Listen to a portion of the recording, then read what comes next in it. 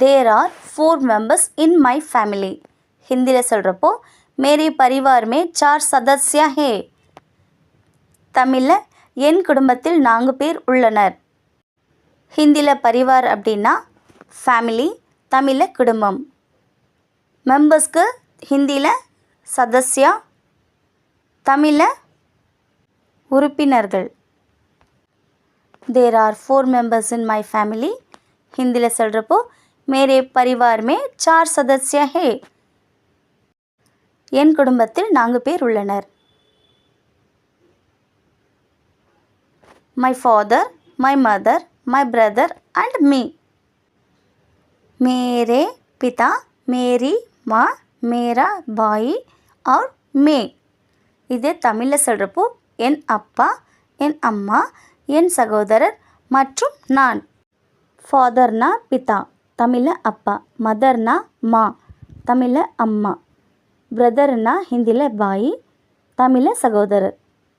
அப்புறம் நான் और மே அண்ட் மீ. உங்கள் வீட்டில் உங்கள் சிஸ்டர் இருக்காங்கன்னா அவங்களையும் சேர்த்து நீங்கள் ஆட் பண்ணிக்கலாம். I have completed my graduation. मैंने अपना graduation पूरा कर लिया है. நான் எனது பட்டப்படிப்பை முடித்துள்ளேன். கிராஜுவேஷனுக்கு ஹிந்தியில் கிராஜுவேஷன்னே போட்டிருக்கேன், தமிழில் மட்டும் பட்டப்படிப்பு.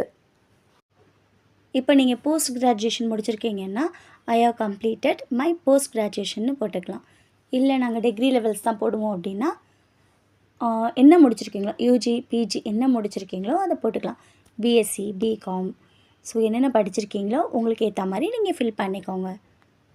ஸோ நான் கம்ப்ளீட் பண்ணது போஸ்ட் கிராஜுவேஷன் தான். ஸோ ஒரு எக்ஸாம்பிளுக்காக நான் இங்கே கிராஜுவேஷன் மட்டும் போட்டிருக்கேன். ஹிந்தியில் சொல்கிறப்போ मैंने अपने ग्रेजुएशन पूरा कर लिए है. My strengths are I'm honest. मेरी ताकत है कि मैं ईमानदार हूँ. தாக்கத் அப்படின்னா ஸ்ட்ரென்த், ஈமான்தார்னா ஹானஸ்ட்.